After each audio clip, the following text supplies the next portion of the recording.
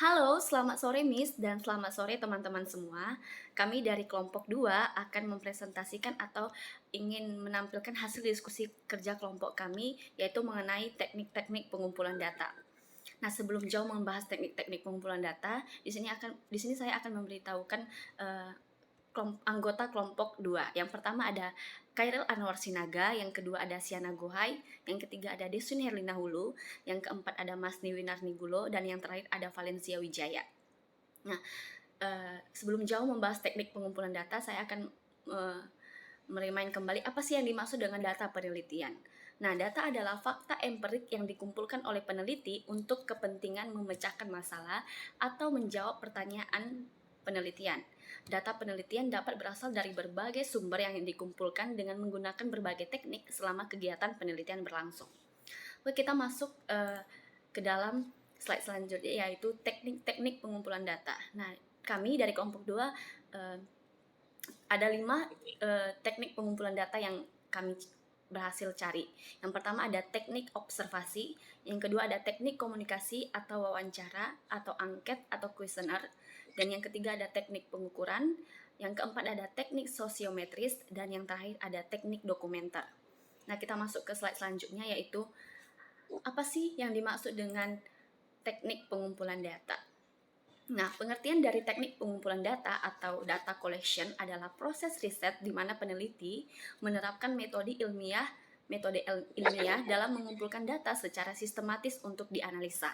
Selain itu, teknik pengumpulan adalah sebuah teknik atau cara yang dilakukan oleh peneliti untuk bisa mengumpulkan data yang terkait dengan permasalahan penelitian yang diambilnya. Oke, selanjutnya mengenai apa sih lebih dalam mengenai teknik-teknik pengumpulan data akan dibahas oleh teman saya, Valencia Wijaya. Oke, baik. Terima kasih, Deswin.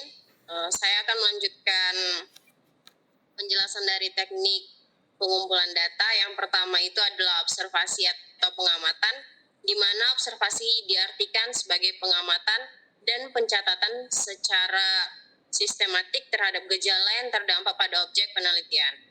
Dan observasi juga merupakan metode yang cukup mudah dilakukan untuk mengumpulkan data. Observasi ini lebih banyak digunakan pada statistika survei, misalnya akan meneliti kelakuan orang-orang suku tertentu, dan observasi ke lokasi yang bersangkutan akan dapat diputuskan alat ukur yang mana tempat untuk digunakan, tepat untuk digunakan. Dan di mana juga ada jenis-jenis observasi ini dibagi dua, yaitu observasi langsung dan tidak langsung. Di mana observasi langsung ini adalah observasi yang dilakukan di mana observer berada bersama objek yang sedang diteliti. Dan yang tidak langsung adalah observasi yang dilakukan tidak pada berlangsungnya suatu peristiwa yang akan diteliti, misalnya dilakukan melalui film, rangkaian slide, atau foto.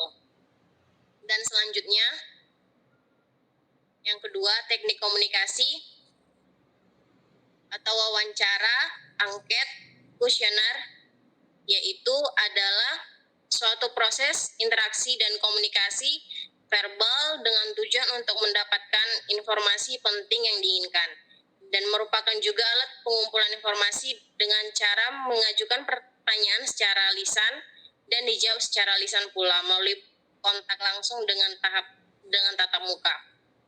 Dan di mana juga jenis-jenis wawancara ini ada dua, yaitu wawancara terstruktur dan wawancara tak berstruktur. Dan angket ini adalah alat pengumpulan informasi yang cara menyampaikan sejumlah pertanyaan tertulis untuk dijawab secara tertulis oleh responden. Oke, selanjutnya akan dilanjutkan oleh teman kami, yaitu Masni. Saya akan melanjutkan pembahasan kami nih, saya Masni. Ya, yang kedua itu teknik pengukuran. Teknik pengukuran itu ada 4. Yang pertama itu tes. Jadi, tes ini adalah seperangkat rangsangan atau stimulus yang diberikan kepada seseorang dengan maksud untuk mendapat jawaban yang dapat dijadikan dasar penetapan skor angka. Jadi, tes dapat dilakukan dengan 2 cara. Yang pertama, tes lisan, dan yang kedua, tes secara tertulis. Jadi, tes ini dipresentasikan ke dalam bentuk angka. Tes dapat berupa tes psikologi atau untuk mengukur aspek tertentu dalam tingkah laku manusia. Yang kedua, tes prestasi, yaitu untuk mengetahui kemampuan peserta didik setelah menerima proses belajar mengajar dari guru selama kurun waktu tertentu. Yang ketiga itu ada tes intelijen, yaitu untuk mengukur cakupan khusus, yaitu kemampuan seseorang dalam katanya dengan penggunaan pengetahuan yang ada ke dalam konteks bervariasi. Yang kedua itu ada daftar inventory kepribadian. Jadi ini berfungsi untuk mendapat ukuran kepribadian dari objek penelitian. Tes inventory merupakan self-report questionnaire, yaitu untuk menentukan karakteristik, kepribadian, minat, sikap, dan nilai-nilai. Yang ketiga itu ada teknik proyektif, yaitu tes yang mengkategorikan kepribadian individu berdasarkan stimulus ambigu, bisa berupa kalimat, gambar, foto, dan lain-lain. Tes ini berfungsi untuk mengungkap keadaan psikologi di bawah alam sadar manusia. Dan yang keempat itu ada teknik pengumpulan data, teknik pengukuran skala, yaitu digunakan untuk mengukur sikap, pendapat, kepuasan, atau persepsi seseorang atau sekelompok tentang suatu gejala atau fenomena pendidikan. Demikian dari saya, dilanjutkan oleh Siana Guman. Oke, terima kasih Mas Ni. Saya akan melanjut tentang teknik ini.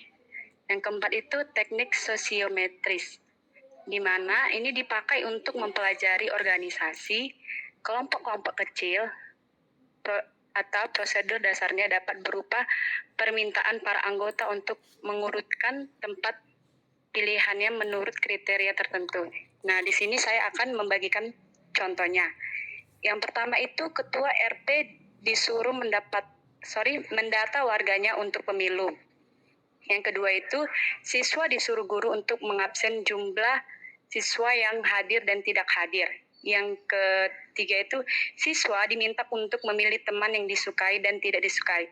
Jadi contoh-contoh di atas itu adalah organisasi kelompok-kelompok kecil ataupun berupa permintaan para anggota untuk pemilu di mana kita sering memilih pemilu itu di waktu-waktu tertentu. Jadi itu menggunakan teknik sosiometris. Oke, saya hanya membahas itu saja, akan dilanjut oleh teman saya Anwar.